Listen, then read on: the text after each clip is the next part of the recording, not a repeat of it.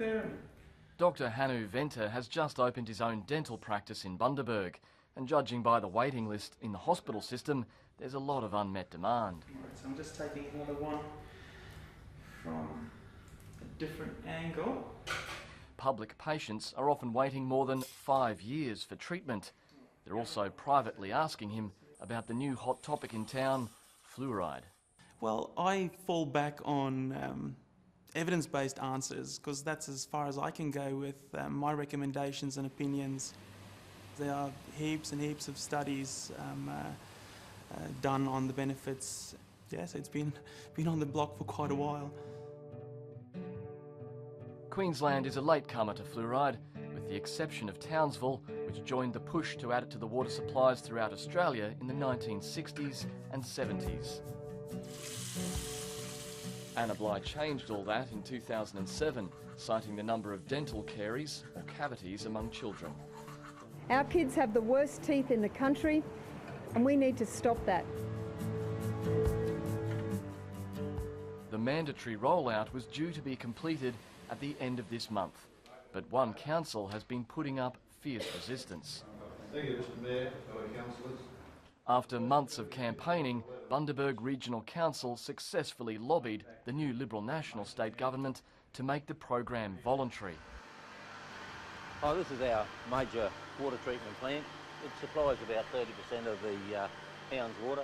Councillor Alan Bush argued it would have been too expensive because, unlike most cities, Bundaberg has many small treatment plants, 10 in total. He says the annual running costs would have added $40 to $50 a year to rates bills. I believe that that cost is too high for a town of our status, because we've got an environment where people tend with low incomes come to live, and it would be a burden on most ratepayers, and I still feel that that's too great for the health benefits. You have concerns about the health benefits? Oh, I think so. After I fought this issue on the financial side of it, there was a lot of people, anti-fluoride people, that sent me emails and talked to me about the health issues, and it makes one wonder and concern why it comes out of aluminium smelters, chimneys in China, and they don't put it in their water, and they export it to us to put in our water. I don't believe that there's something wrong there somewhere, and we shouldn't have to force people to drink water with fluoride in it. He's not alone. An online poll run by the local newspaper last month found 87% of respondents were against water fluoridation. Real estate agent Grant Davies has been a leading lobbyist for the no vote. Less than 1% is actually drunk by people. And as I said before, it works topically, not systemically. Where's the rest go? It goes out onto the lawns, onto our sporting fields. I don't believe that it's a cost-effective way to deal with the dental crisis that we have. We need to do more study, and no one's doing the studies.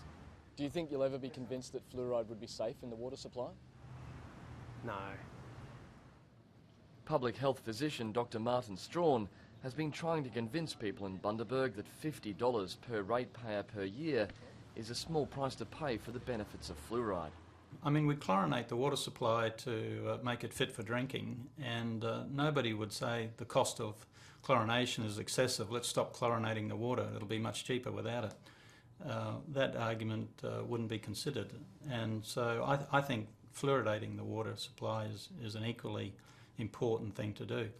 Bundaberg's recently been defined as the fat capital of Australia, and my concern is that now it will become the dental decay capital of Australia.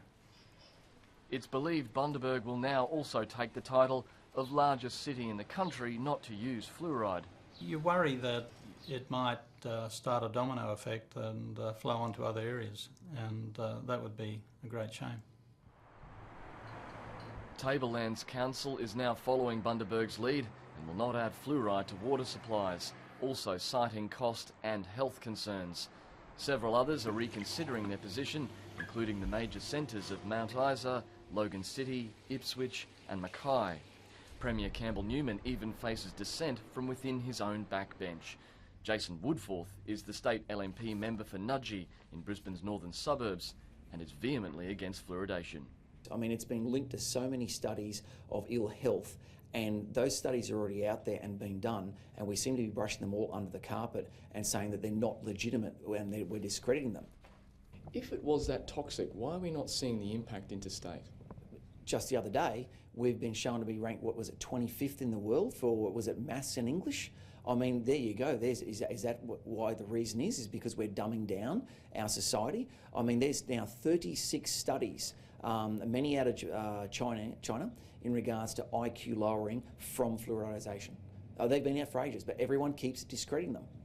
The Australian Medical Association, Australian Dental Association, the National Health and Medical Research Council, World Health Organisation, all convinced fluoride is safe. Who should people believe? Not them. Mr Woodforth has put his money where his mouth is and has a reverse osmosis device that strips fluoride from Brisbane's town water so he can drink it. He says there are about 30 of his fellow MPs who are also against fluoridation. So what we're trying to do at the moment is get through Christmas and bring this back up in the party room in February and just see what we do from a state level. But meantime, the great thing is all these councils have got the power in their own hands to actually make decisions at a local level. The government was aiming for 95% of Queenslanders to be drinking fluoridated water by the end of this year. It now sits at 87. That may turn out to be the high water mark.